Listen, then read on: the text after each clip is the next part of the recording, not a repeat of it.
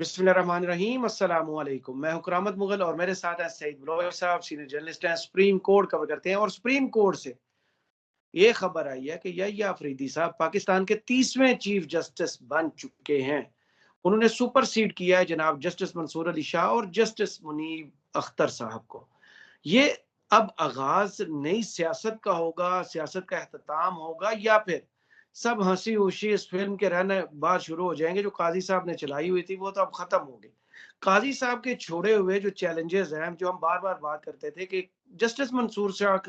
को आके ये चीजें ठीक करने, लेगसी जो है उसको बदलना है, क्या चैलेंजेस दरपेश होंगे या फरीदी साहब को? ये तो आउट ऑफ सिलेबस आए हैं। बहुत शुक्रिया मुगल साहब। देखें, हमने गुज़श्ता रोज जब सुप्रीम कोर्ट ऑफ पाकिस्तान में फुल कोर्ट रेफरेंस हुआ, उसके बाद सुप्रीम कोर्ट के अहाते में बने हुए मकबरे का इफ्तिताह हुआ, तो उस तकरीब में वहाँ नामजद जस्टिस बल्कि मौजूदा चीफ जस्टिस याहिया अफरीदी साहब भी मौजूद थे। और याहिया अफरीदी साहब के चेहरे पर हमने एक बड़ी अजीब व गरीब किस्म की रौनक देखी, जैसे वो किसी बच्चे को पसंदीदा खिलौना, रात को वो सोए और सुबह घर में उसका खिलौना अब्बा लेके आया हो ना, तो सुबह बच्चे के चेहरे पर जो खुशी होती है ना, वो वाली खुशी हमने याहिया अफरीदी साहब के चेहरे पर देखी है। तो ये बिल्कुल ऐसा है कि आप भी एक खिलौने के उम्मीदवार हो,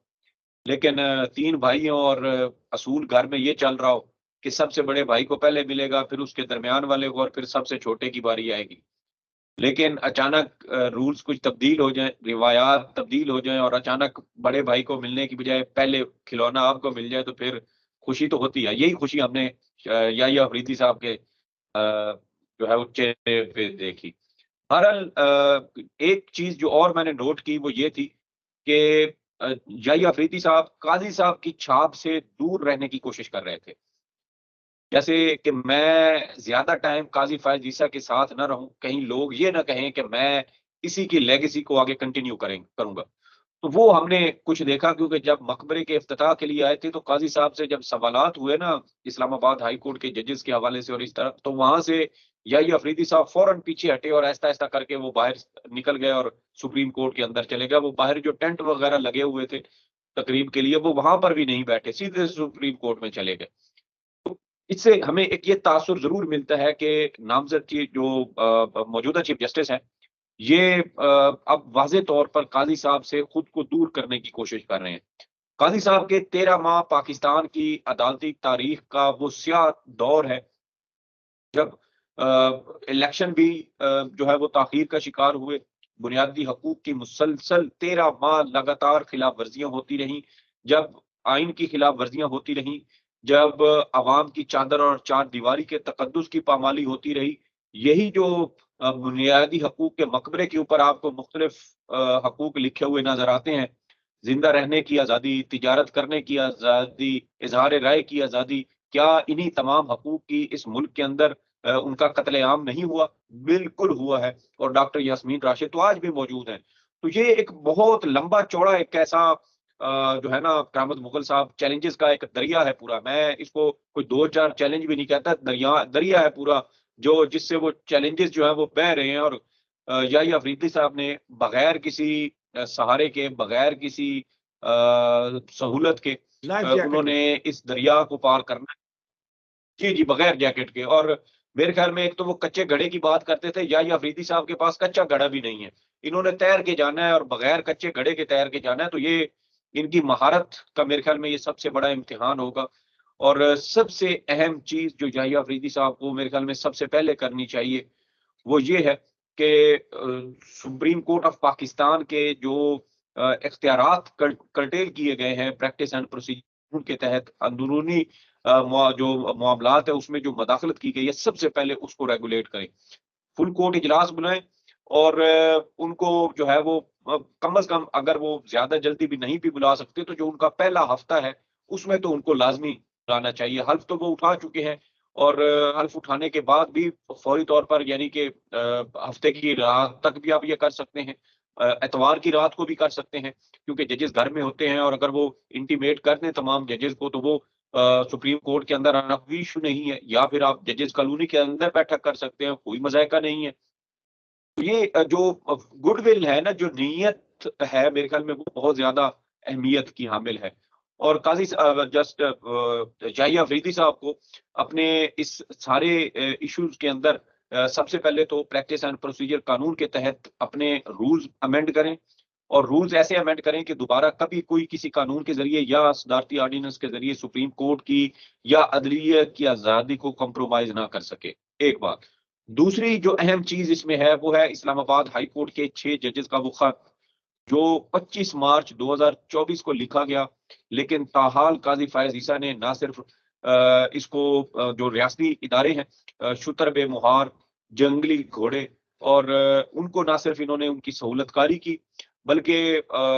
जो हसास इदारे हैं उनके जराइम पर पर्दा डाला, और अपने ब्रदर जजेस के साथ खड़ा होने की बजाय उन्होंने जो ये एक तरह से शुतर बेमुहार रियासती इदारे हैं, इन्होंने उनकी सहूलतकारी की, उनकी मदद की, और उनके बयानिए को तक़वियत देने की कोशिश की। तो इस्लामाबाद हाई कोर्ट के जजेस का जो मामला है, खत वाला, अदालती अमूर के अंदर मदाखलत वाला, अब तो आपको याद होगा कि जस्टिस मलिक शहजाद अहमद खान ने जून के महीने में सुप्रीम कोर्ट आने से पहले जज मोहम्मद अब्बास और जज एजाज आसिफ के साथ जो जिस तरीके से उनको हरासा किया गया, उसके सारे शवाहिद भी वो इस्लामाबाद हाई कोर्ट के 6 जजेस के केस में वो उस बेंच के रिकॉर्ड का हिस्सा वो बनवा चुके हैं। तो इसलिए जब भी ये केस समाअत के लिए मुकर्रर हो, और ये होना चाहिए, और मेरे ख्याल में ये जो इब्तदाई 3 महीने होंगे चीफ जस्टिस याहिया अफरीदी के, अगर उनकी कारकर्दगी का जायजा हमने लेना है, तो मेरे ख्याल में हम उनको 3 महीने देंगे, क्योंकि 3 साल का उनका टेन्योर है। तो 3 साल के टेन्योर में अगर हम उनका सैंपल साइज 3 महीने रखें, तो मेरे ख्याल में ये मोर देन एनफ होगा। और उस 3 महीने में चीफ जस्टिस याहिया अफरीदी के जो इकदामात होंगे, उसकी हमें एक वाज़ेह डायरेक्शन नज़र आ जाएगी कि चीफ जस्टिस साहब क्या करना चाहते हैं, किस तरफ, किस मामले की तरफ वो जाएँगे, किसकी तरफ नहीं जाएँगे। तो ये डायरेक्शन जो है ना, वो इब्तदाई चंद रोज़ भी हैं, लेकिन हम कोशिश करेंगे कि नए चीफ जस्टिस को कम अज़ कम 3 महीने दें। 3 महीने तक हम उनके ऊपर किसी किस्म की कोई सख्त तनकीद नहीं करेंगे, और ये देखेंगे कि वो अपने मामलात को, अदलिया की आज़ादी को, अदालती अमूर के अंदर मदाखलत को कैसे मेंटेन करते हैं, और कैसे अदलिया की आज़ादी को दोबारा उसको बहाल करते हैं। और तीसरी जो इसमें अहम चीज़ है करामत मुग़ल साहब, वो है अदलिया की साख। काज़ी फ़ायज़ ईसा के होते हुए जिस तरीके से अदालती अमूर का मज़ाक उड़ाया गया, और काज़ी फ़ायज़ ईसा का तो आप देख रहे हैं कि उनका अंजाम ये हुआ कि अपना साथी जज, सुप्रीम कोर्ट के 17 जजेस में से सबसे करीबी दोस्त जस्टिस मंसूर अली शाह, उसने अगर काजी फायज ईसा को एक घटिया शख्स कह दिया हो, तो मुझे बताएं फिर उसके जाते जाते उसके पल्ले क्या रहा। उन्होंने अपने खत में इस बात का जिक्र किया है कि चीफ जस्टिस काजी फायज ईसा का ये अमल कि सुप्रीम कोर्ट के फैसलों पर अमल दरामद नहीं होना चाहिए, ये एक इंतहाई जो है ना वो घटिया ये हरकत है कि एक चीफ जस्टिस होते हुए आप अपने ही इदारे के फैसलों पर अमल दरामद ना करने की तरगीब दें और रियासती इदारों को उकसाएं। तो ये बहुत बड़ा ये चैलेंज है करामत मुगल साहब। मेरे ख्याल में अगर यूं कहा जाए कि अदालती अमूर के अंदर एजेंसियों की मदाखलत या प्रैक्टिस एंड प्रोसीजर कानून केस के तहत सुप्रीम कोर्ट को जो आज़ादी है उसको मेंटेन करने से भी बड़ा चैलेंज अगर कोई है, तो वो है अवाम की नज़र में सुप्रीम कोर्ट का एतमाद, अवाम की नज़र में सुप्रीम कोर्ट की साख। सबसे बड़ी सियासी जमात अपने 3 मुकदमात में सुप्रीम कोर्ट पर अदम एतमाद का इज़हार कर चुकी है, 3 मुकदमात वापस ले चुकी है। ये क्यों हुआ? करोड़ों लोगों की नुमाइंदा सियासी जमात, साबिक वज़ीर-ए-आज़म इमरान खान की सियासी जमात अगर सुप्रीम कोर्ट पर इतनी बड़ी और इतनी जो है वो शिद्दत के साथ अदम एतमाद का इज़हार कर रही है, तो उसकी बहुत बड़ी वजूहात हैं। और नए चीफ जस्टिस को इस मामले को भी देखना चाहिए कि सुप्रीम कोर्ट समेत अदलिया की इस जो साख है, इसको कैसे बहाल किया जाए, कैसे अवाम का एतमाद सुप्रीम कोर्ट पर और अदलिया पर बहाल किया जाए कि वो एक बार फिर अदलिया क्या को क्या अपने आपको नहीं लगता कि जो सबसे बड़ा हकूक चैलेंज उनके सामने लिए इमरान खान के मुकदमात जो इस वक्त बनाए गए हैं सियासी बुनियादों पर, 9 मई के जो मुकदमात हैं, और फिर इलेक्शन जो हुए थे उन पर सबसे बड़ा अभी तक सवाल है कि वो लेजिटिमाइज नहीं हो पाए, उन पर धांधली का इल्जाम है, मैंडेट चोरी का इल्जाम है। ये सारे उनके लिए मुकदमात क्या बड़ा चैलेंज नहीं साबित होंगे? देखिए, ये सारे मुकदमात और सारे मामलात वाकई बहुत बड़ा चैलेंज है, और ये सारे मामलात अल्टीमेटली जुड़े हुए हैं सुप्रीम कोर्ट और अदलिया की साख के साथ। मिसाल के तौर पे इमरान खान और उनकी सियासी जमात को टारगेट किया जा रहा है, जिसकी वजह से अवाम में सुप्रीम कोर्ट और अदलिया की साख मुतासिर हुई। आपने इमरान खान को कोई एक्स्ट्रा फेवर नहीं देनी। आपने इमरान खान के कारकुनों को या उनके सियासी रहनुमा जो गुज़श्ता 1.5 साल से कैद है, नाहक कैद हैं, जली और भूडे मुकदमात में कैद हैं, आपने उनको कोई एक्स्ट्रा फेवर नहीं देनी।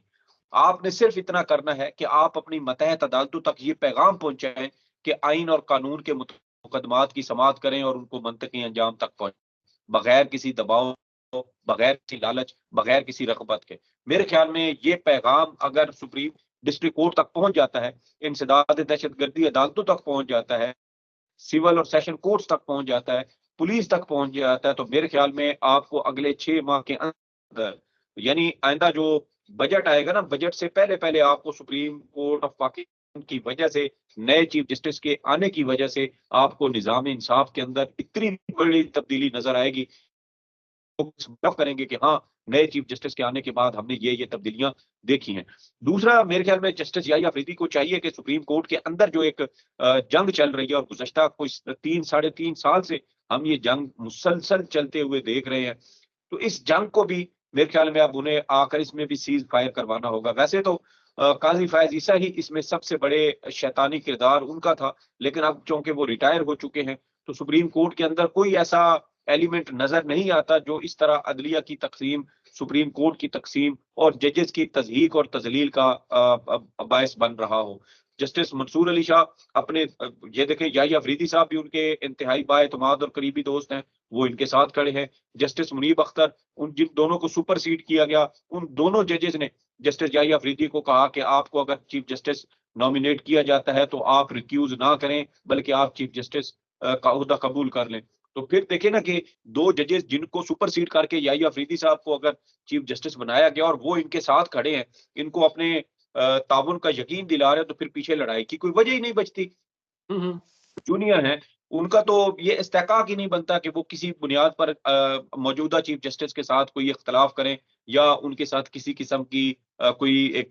जंगी कैफियत या लड़ाई झगड़े को वो परवान चढ़ाएं। तो ये मेरे ख्याल में नए चीफ जस्टिस के लिए कुछ ऐसे चैलेंजेस हैं जो बहुत ज्यादा मुश्किल हैं, और सबसे ये जो मुश्किल आपने जैसे बात की है, इसमें इसमें ज्यादा रोल उन सीनियर 2 जजेस का है जिनका नाम जस्टिस मंसूर और मुनीब है। कितनी सपोर्ट होगी, क्या सेंस है जो 2 दिन गुजरे हैं, जो 48 घंटे सुप्रीम कोर्ट के गुजरे हैं। हालांकि जस्टिस मंसूर साहब इस वक्त उम्रे पर हैं, लेकिन उनके 2 खत सामने आ चुके हैं। अब तो उन्होंने बिल्कुल खुल के अपनी राय का इजहार कर दिया कि काजी साहब क्या करते रहे थे। आहिस्ता आहिस्ता दूसरे जजेस भी शायद इस पर बोलेंगे। इन दोनों की सपोर्ट कितनी जरूरी है जस्टिस याहिया के लिए? देखें, सपोर्ट तो वाकई बहुत मेरे ख्याल में अहमियत की हामिल है। उसकी वजह ये है कि अगर दो जजेस को सुपरसीड किया गया हो और वो दिल में ये रंजिश रखते हों, तो ज़ाहिरी बात है वो नए चीफ जस्टिस के लिए मसाइल खड़े कर सकते हैं, और नए चीफ जस्टिस का और उनके दरमियान अगर तनाव की एक सूरत हाल चलना शुरू हो जाए, तो फिर ये सिर्फ 2 जज नहीं है, फिर इनके कुछ हम ख्याल भी सुप्रीम कोर्ट ऑफ पाकिस्तान में होंगे, जो चीफ जस्टिस की बजाय अपने इन 2 जजेस के साथ खड़े होंगे। तो फिर अगर वो चंद जजेस इन अपने जजेस के इनके साथ खड़े हो जाएं, तो फिर आपको सुप्रीम कोर्ट 3 हिस्सों में तकसीम हुई नजर आ सकती है। और अगर हम ये कहें कि जस्टिस मंसूर अली शाह और जस्टिस मुनीब अख्तर इकट्ठे भी हैं, तो फिर भी चीफ जस्टिस, मौजूदा चीफ जस्टिस और 2 सीनियर 3 जजेस और उनके हामी जजेस को अगर हम ख्याल जजेस को साथ मिला लें, तो फिर भी हमें सुप्रीम कोर्ट 2 हिस्सों में तकसीम होती नजर आएगी। लेकिन हमें अब तक जो एक मिले हैं ना, वाइब्स मिली हैं सुप्रीम कोर्ट से, जो हमने कुछ गुफ्तगू की सुप्रीम कोर्ट के अंदर मौजूद लोगों से, तो वहां से हमें तो ये एक तासुर मिल रहा है कि जस्टिस याहिया अफरीदी साहब के आने की वजह से सुप्रीम कोर्ट में जो एक तकसीम का